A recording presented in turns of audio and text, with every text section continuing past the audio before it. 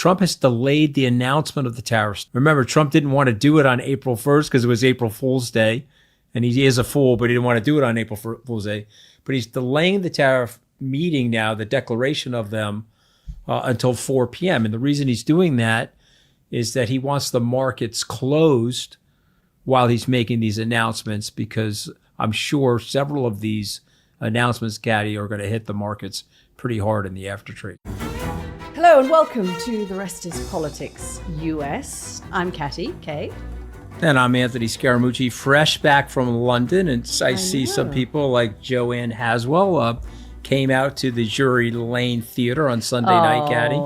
I bet that was fun. I really wish I had seen that. I wish I had gone to that. Joanne, when I kissed Dominic Sandbrook, that uptight Brit, he didn't really like it. And then he tried to deny that I kissed him, Katty, but I have the photos. What happened? It was a magical moment for me. And you've never seen anybody more horrified in your life than you have been a big fan of Dominic's for years. Yes, I imagine getting a chance to kiss him on stage was exactly what you wanted and exactly what he did not want. Yes, exactly. I said to him, Dom, I'm comfortable with my sexuality. Come over here, let me give you a kiss. You know what he said? I'm not comfortable with my sexuality. As I was moving in on him, he wasn't comfortable. Oh, well, I'm glad. I really wish I could have gone. It sounded like that was a fantastic event. We got people from everywhere. We got people from Wales, Bristol, Amsterdam, Madrid. I am very excited because Alice is joining us from Shrewsbury. I have actually seen the Shrewsbury football team play twice. They are known as the Sheep Shaggers. Do you know what that means, Anthony? I don't. What is that? You don't want to know. No, let's pass. This is a family show, so we'll pass on that anyway. I have seen the Sheep Shaggers. I got to shout out twice. to Jane, though. Jane came to see me on the British Airways flight. Thank you, Jane. Oh, taking selfies in the plane. That's great. Listen, I hope people know I'm very approachable. You are. You become.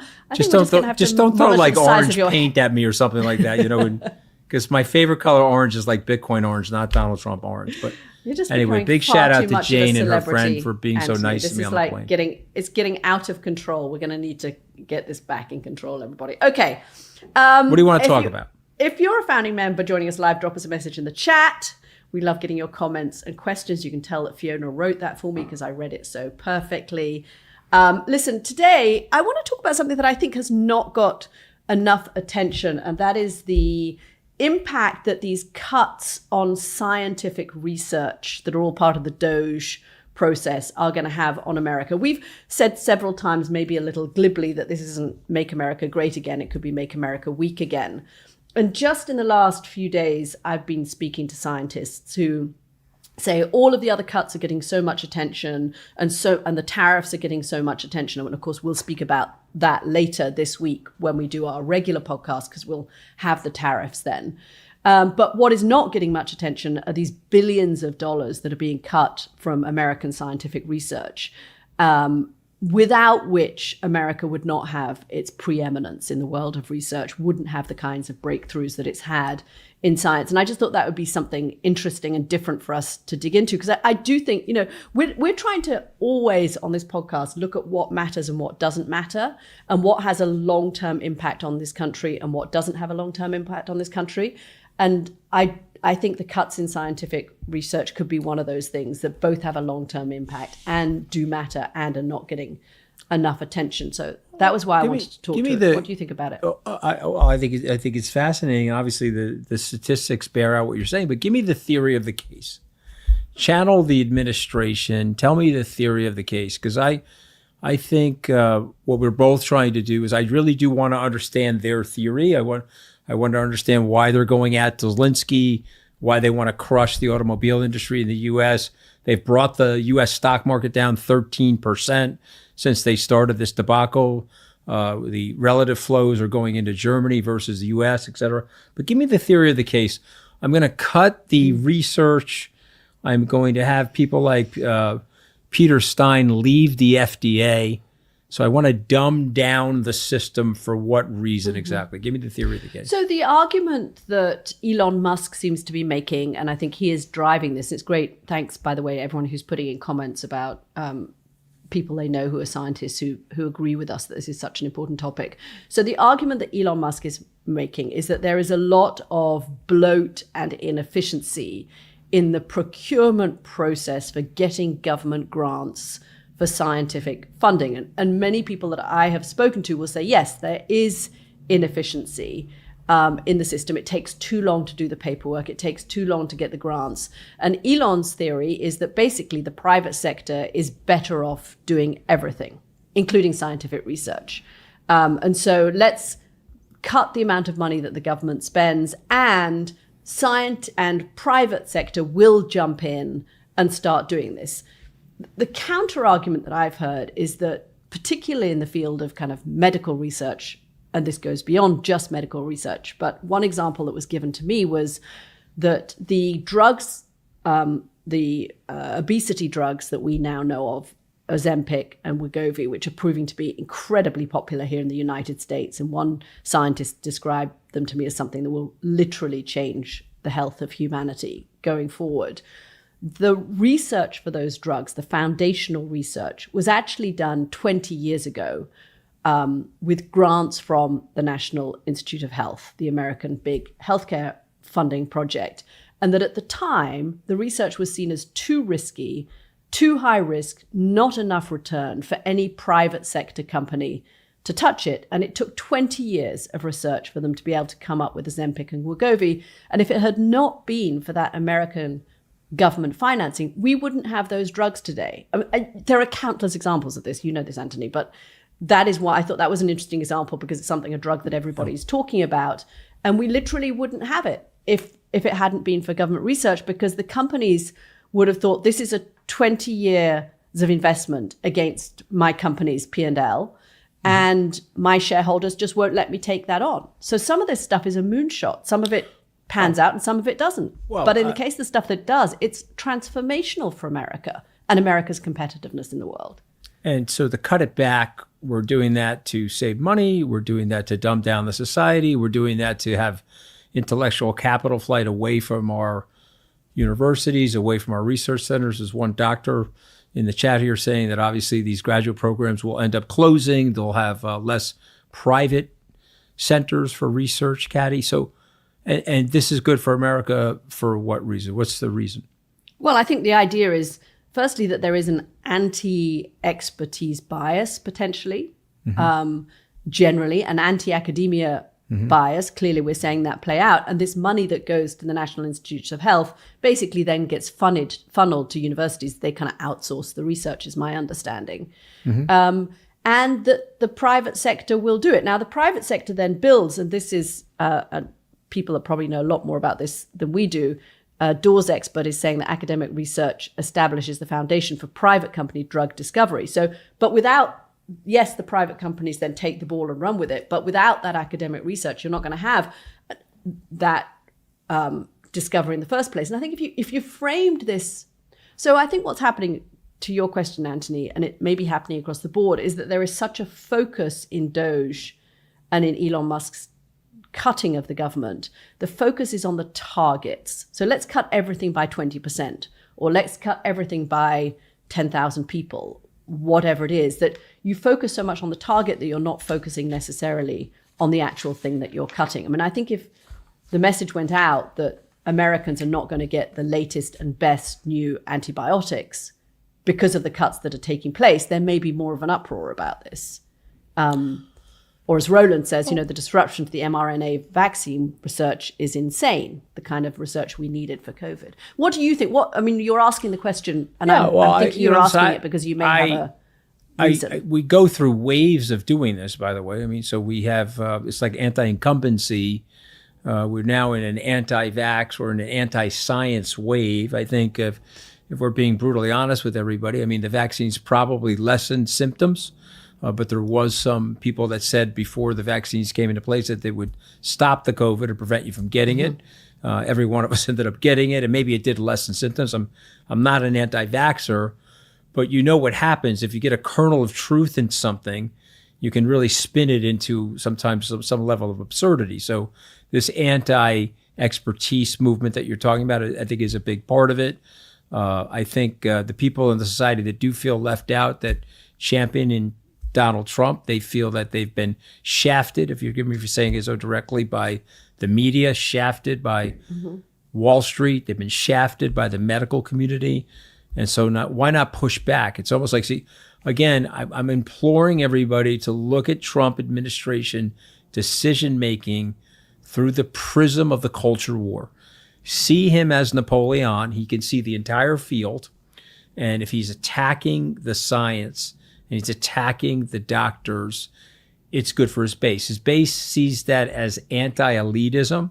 It sees it as anti-establishment, and they like it. They're like, okay, we'll show those rich, smug, know-it-all doctors. We'll show those rich, smug Wall Streeters, media people. But don't you think, that's such an interesting way of framing it.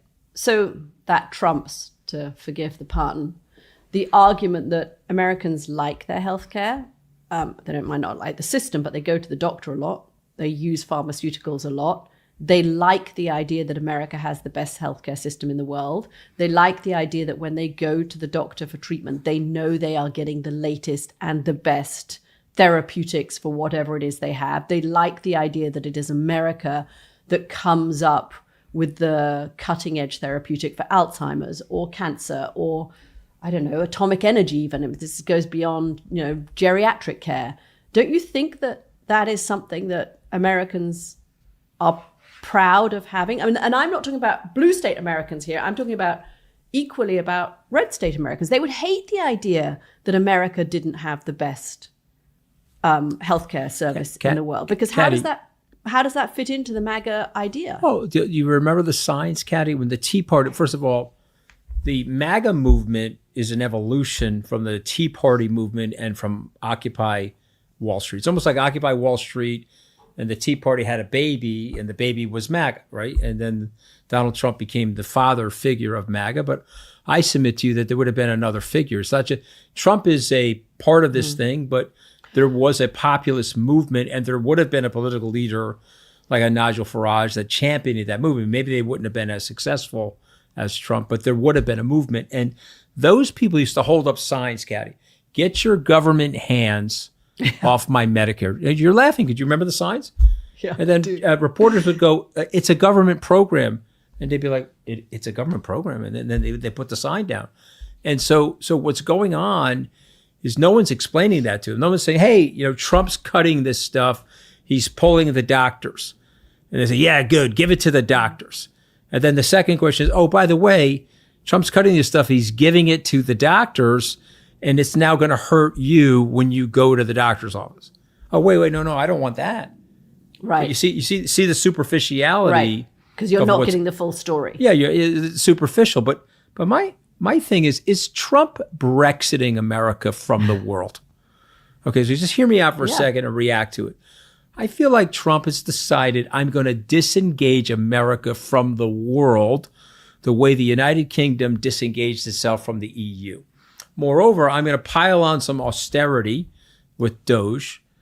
And so I'm going to create a multiple decade cataclysm for America. But I'm doing it because of the culture war. We're going to show those foreigners, we teach those foreigners a lesson. We're going to block them from coming into the country. There will be less jobs in the country, but don't worry, whatever jobs there are, no foreigners will get that job.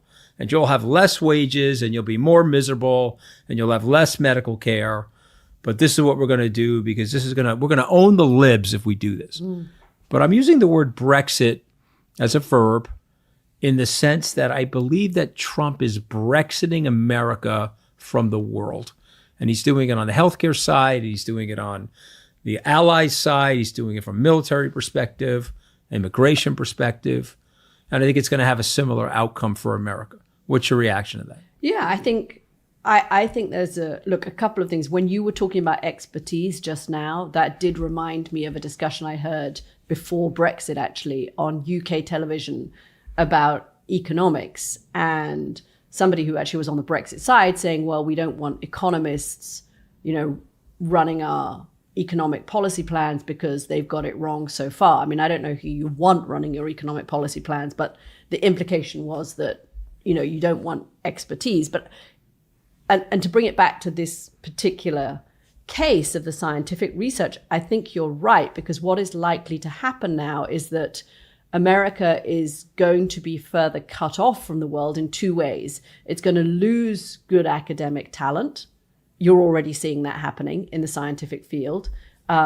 with academics who are going to go to Canada or going to go to Europe. You're seeing the Chinese put out ads literally saying, come to Guangzhou, it's right near Hong Kong, everybody speaks English, it's great, come and live here, you scientists, because we will reward you and let you do your scientific research. So in that respect, it's going to get more isolated, it's going to lose a lot of its talent, but it's also that it's going to cut itself off in the sense that if the research is not being done here, the big pharmaceutical companies for their R&D, one doctor told me, medical researcher told me, are likely to start pushing all of that R&D abroad as well, which we've just realized the implications of having our supply chains dependent on other countries. Mm-hmm. But we're going to get even more dependent. I mean, weirdly, the idea is to make us more isolated, but we're going to be dependent on other countries doing our R&D for the medicines that we want. I mean,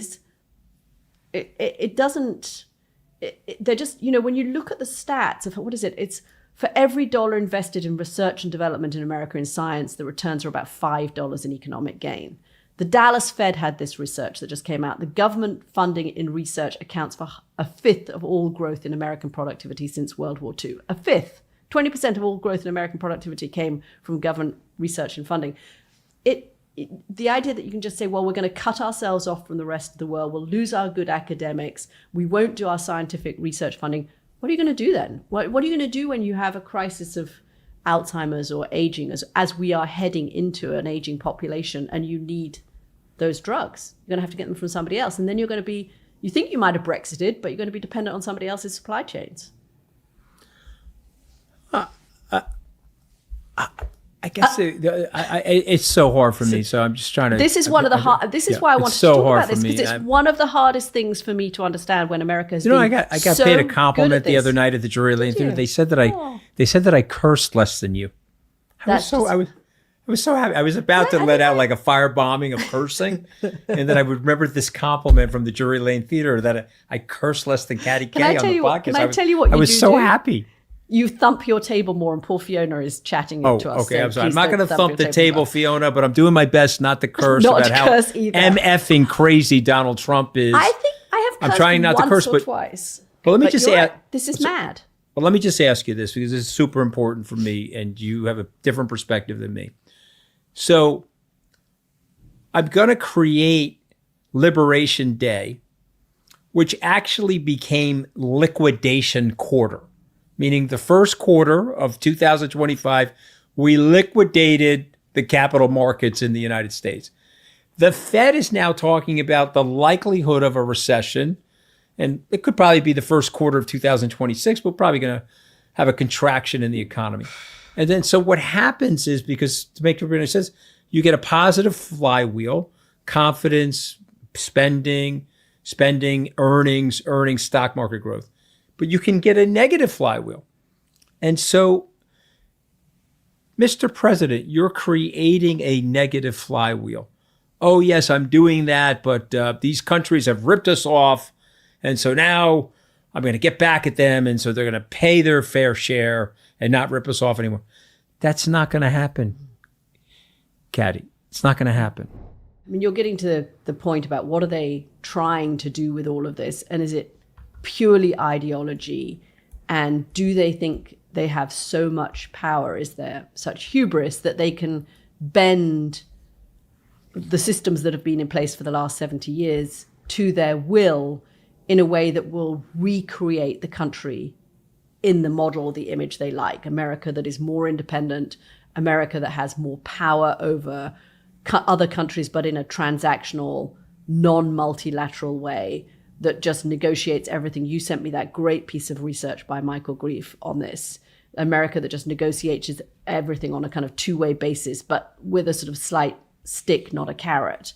And is that what they're really trying to do? And they think with the tariffs that in the end, yes, okay, the market won't like it. There could be a bit of a shock. I'm sure they don't buy the argument that there could be a 2026 recession, but that it will.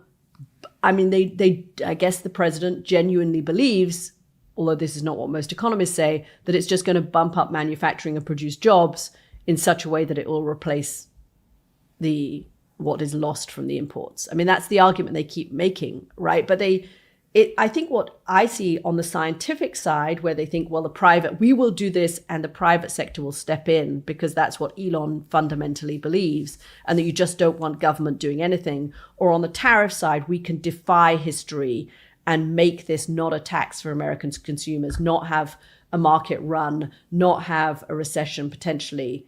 And there is just this incredible sense, I guess, of confidence that they can do things differently across the board, and the result will be the country they want.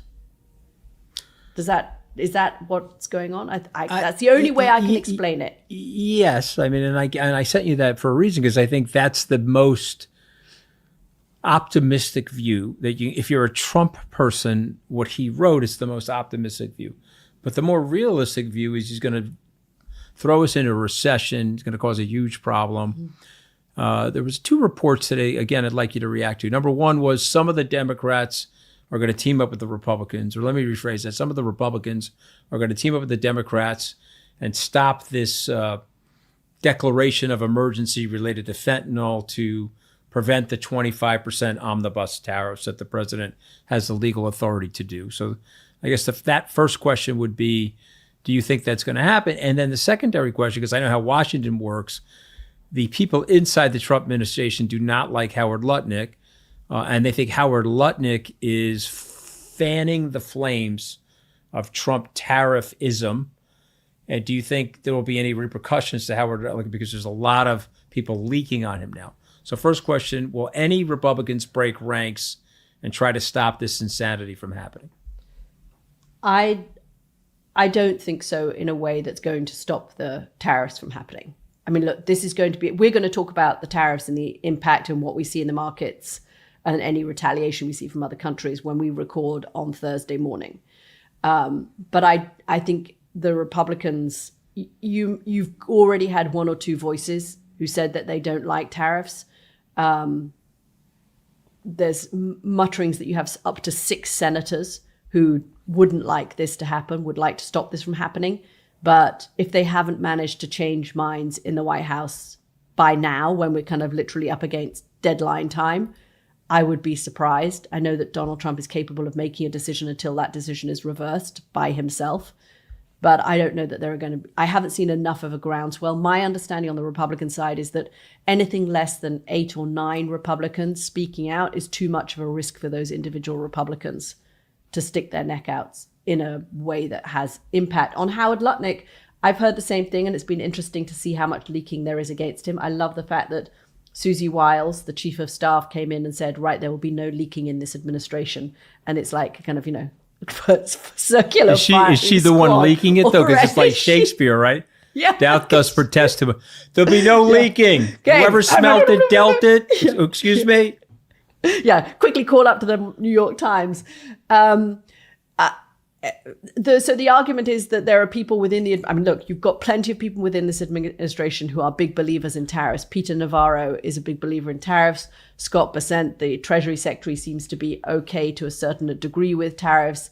Howard Lutnick seems to be the main champion at the moment, and maybe he's just enjoying being the person in the Oval Office who out-Trumps everybody else. I mean, I think I have this image of everybody in the cabinet at the moment trying to be mini-me. Like the Signal chat. The Signal chat was an example of that, right? The Signal chat wasn't it exactly an example of that? I know we probably have to go, but can I tell you a quick funny story? We have not taken any questions yet. We'll have to go to some... Okay, but I got to tell this story quickly. Okay, I promise it's only 30 seconds. So I'm in the White House.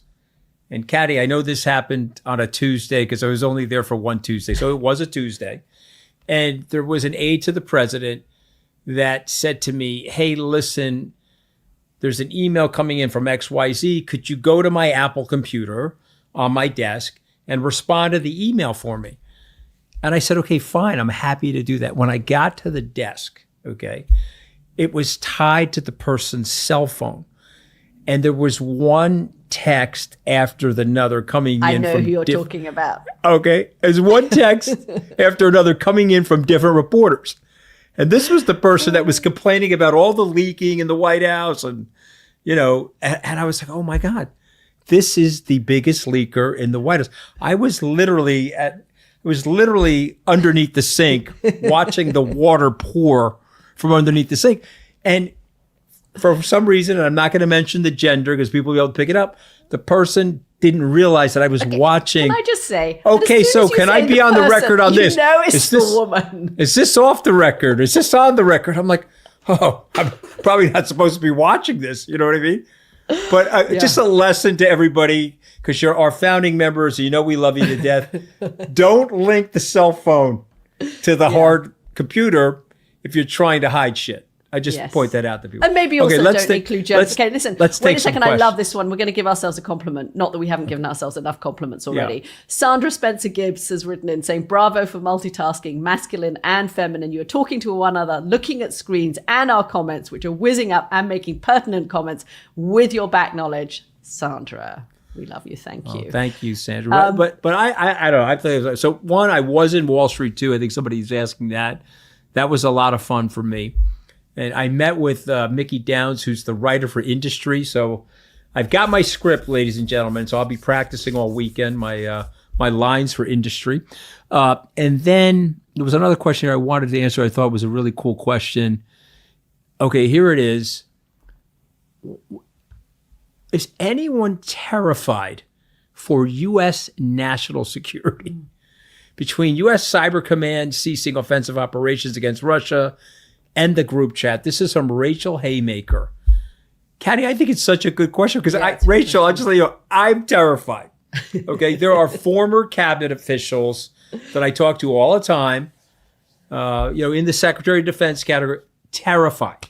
Oh, and by the way, having your wife in sensitive Secretary of Defense meetings, as Pete Hegseth has done a couple of times. I don't know why his wife, no Secretary of National Security brings their spouse, right, into a sensitive meeting with a foreign counterpart when that spouse doesn't necessarily have top clearance. I mean, the level of the things that are being done from the national security. Oh, we were talking about medicine in terms of cuts to research and development, but look, it's AI too. I mean, the next big push is going to be in AI. So far, why does everybody point to the United States and say, look, where are the big AI companies? They have come out of America. We know now there's one also come out of China, it looks like too. But it's because of the kind of thing that we've been talking about, the amount of research money and dollars that has gone into keeping America ahead of the game. I mean, that's equally relevant for national security. I mean, I would argue that healthcare is a national security issue, but it's equally relevant for healthcare and national security. Okay, here is another one that I really wanted about the fact somebody was asking about how there will be, will this anti-science, here we go, Lockster 2004, will this anti-science, anti-US university college approach ultimately drive scientists abroad? I don't know, honestly, Lockster 2004, if that's your real name, that it's going to do it in huge numbers, but we are starting to see some of that brain drain. We're starting to see Oxford and Cambridge in the UK appeal. Now, I actually was having a conversation, my daughter is a PhD scientist, and she was working on a malaria research project that was cut because of funding cuts, which now maybe you'd argue that malaria is never going to come to the United States. Maybe that's what Elon Musk thinks, so you don't need any malaria research for America, but it's probably a good idea for America to be monitoring malaria outbreaks in West and East Africa as she was doing.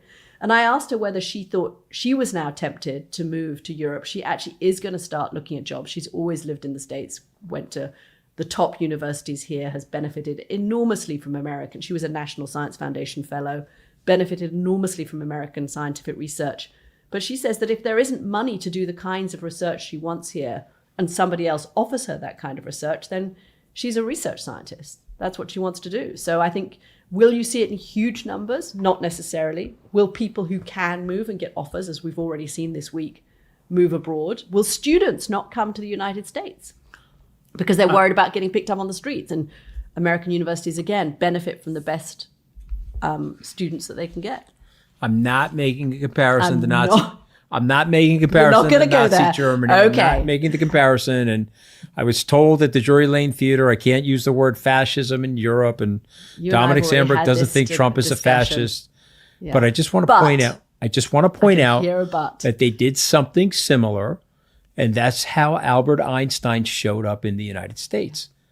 Okay, so Such a the good question point. the question is, which Einstein Right. is leaving the United States now because of the Or imbecility, not coming. or not coming, because they don't want to be because of picked the up on the streets of imbecility of Boston. this Yeah. this policy and this posse. Here's a good, I came across this study, a 2022 study. Immigrants have accounted for, 36% of total innovation in the country since 1990, measured, if you measure by patents, right? 36%, they only make up 20% of the population. So they they punch way above their weight in terms of scientific research. And America wants to keep attracting them. I would have thought. Okay, are there any more? So someone's Great asking question. a I'm quick loving market this. question. Why is the NASDAQ up with the tariffs? Yeah, that's it. I was going to ask you Roy, that. the NASDAQ has gotten blasted in the first quarter. This is like the second trading day of the second quarter, if you will. And so there is some small buyback going on right now. And there is some expectation in the community that the tariffs on certain things may not be as bad as have been originally been reported. And I just want to point out to people that are market participants here, Trump has delayed the announcement of the tariffs. Remember, Trump didn't want to do it on April 1st because it was April Fool's Day. And he is a fool, but he didn't want to do it on April Fool's Day. But he's delaying the tariff meeting now, the declaration of them, until 4 p.m. And the reason he's doing that is that he wants the markets closed while he's making these announcements, because I'm sure several of these announcements, Katty, are going to hit the markets pretty hard in the after trade. Yeah. So what do you? I mean, we'll record afterwards sensibly. What's your kind of speculation? 4 p.m. tomorrow. So I think some of these tariffs are going to stick and they're going to be harsh. Some of the China ones, I think they're negotiating, and they've been negotiating around the clock with Canada. Again, I think the person that's handled Donald Trump the best of the Western leaders is Prime Minister Carney, and I think he realizes that he needs Canada more than he really. I think he's looking at Carney and saying, okay, that guy's not blinking, and he's going to put a lot of pain in the U.S. economy. You know what I said yesterday in London, Katty? Don't fight with people that live in cold weather, okay? Because when you fight with people in cold weather, they get really pissed off, okay? You can't beat the Russians in the winter in Stalingrad. And you can ask Napoleon about going to Moscow in the winter. Not a good idea. Do not fight with people in cold weather. I think Trump is going to be surprising on some of the Canadian tariffs. And it was interesting. Israel did something today that I thought was interesting. They have eliminated all tariffs on U.S. goods coming into Israel. Because Trump did say that. You eliminate your tariffs, I will eliminate my tariffs. So I think some of that is probably going to happen during the day tomorrow. Some gentleman here, I think it was a gentleman saying buy the dip. I do think that that's right long term. I do think that you're gonna see people. I think you're going to see a softening of policy. I do think that will happen. Yeah, I don't think these things are going to stick. And there are car dealers in the U.S., German car dealers, British car dealers, Rolls-Royce, Aston Martin. They're leaving the car off the shore or at the port before the duty gets charged, hoping that the duty will be reduced in the ensuing weeks / months. And it's also possible that if there are some exceptions, even though the White House is saying there won't be exceptions and the tariffs are coming into play immediately, if they've set the bar so high, I think, for a show of toughness, and I think that Trump wants and feels he needs to have a show of toughness on this. But if there are some exemptions, you could see the markets be less freaked out than they have been. I have to read this one from Peter Korichan. Anthony, how are you so fresh and energetic back home after the fantastic Restis assassinations event in London only 48 hours ago? You always do this. You have this ability to fly around the world for half an hour and come back and look like a What daisy. gives my wife crazy? Well, first of all, I am Peter. I'm going to totally embarrass myself here in the founding members community. You guys are like my family. I'm going to open up to you. I've got some self-tanner on, Peter. I just want people to know that. Me too. All right. Me too. You Helps, do. Okay. Right? Okay. In the middle of all right. winter, you know, got to have a bit of makeup. just do me a favor, Peter. Don't tell Dominic Sandbrook that I use self-tanner, okay? Because I think it would upset him. This new relationship that I have with Dominic, I think he'd be very upset to know that I have some self-tanner on. But I do appreciate it. But I also did Matt Ford's show last night in London, which I had a great time with him. I mean, what a great. And when did you person. fly back? Like straight. I flew back. I took the 8:25 BA flight this morning. Okay. Landed at 11 and took a shower, and here I am. But Katty, before we go, Yes. Donald Trump, 3 terms. Is he going to have 3 terms? We're going to talk about that as well tomorrow. I mean, look, I have 2 thoughts on this. One is that he knows every time, and this is Donald Trump on an interview with NBC over the weekend, who said that he was looking at methods by which he could possibly run for a 3rd term. And no, he isn't joking. But part of the reason Trump raises this is it's a sort of distraction thing. Every time he talks about it, people don't talk about the other things that are happening.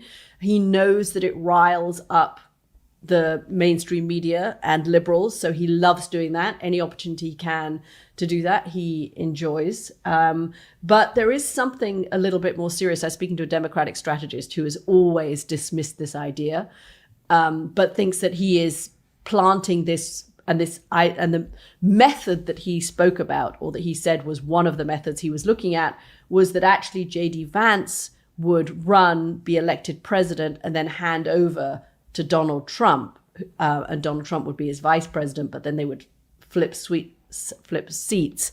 I don't know if J.D. Vance is in on this scheme or not, and would be happy with that scheme. I keep coming back to the idea that he will be 82 by the time this term ends. 82-year-olds are vulnerable to health events. They start slowing down. Is he really going to? If it were not for his age, if he was 10 years younger, I would be taking this more seriously than I am at the moment. But I still think don't rule it out. Don't rule it out. I know what you think. I know you think this is a possibility, and you've always thought it was a possibility. I think we'll he's. Still be I here. mean, listen. I mean, 36% approval rating on how Donald Trump is handling trade policy. Yeah, there was a vote. There's a poll this morning. So keep it up. Let's see if you can keep it up like this. And look, Helen Mann has just commented. I think this is good. Katty, all your comments touch on the issue of today's China, Japan, South Korea accord. When you get Japan going into an accord with China, you realize things are a little off and not what you might be expecting. And that is the danger of unpredictable policy. Yeah. You force your allies to make decisions that they wouldn't make. India and Canada have had no envoys. I don't know, it's gone on for at least a year. They've been fighting. They said, whoa, the Americans are nuts. Let's team up again. And they've now got the door open diplomatically to both sides. Watch the Chinese are trying to make as much hay out of this as they can in Europe, understandably. If you haven't got an ally in America, you're going to start looking somewhere else, and you'll get strange bedfellows coming into alliances because of this. Okay, we're going to leave it there. Thank you very much, everybody. Thanks for all the questions and comments. We love them. Thanks again for being founding members. If you want one of your friends to join up, you know where it is. The rest is politics. Okay, well, before we go, it is April Fool's Day, and Katty is stuck with me. She's not getting another host. I know the wise guys at Goalhanger put out that tweet. It was upsetting to me.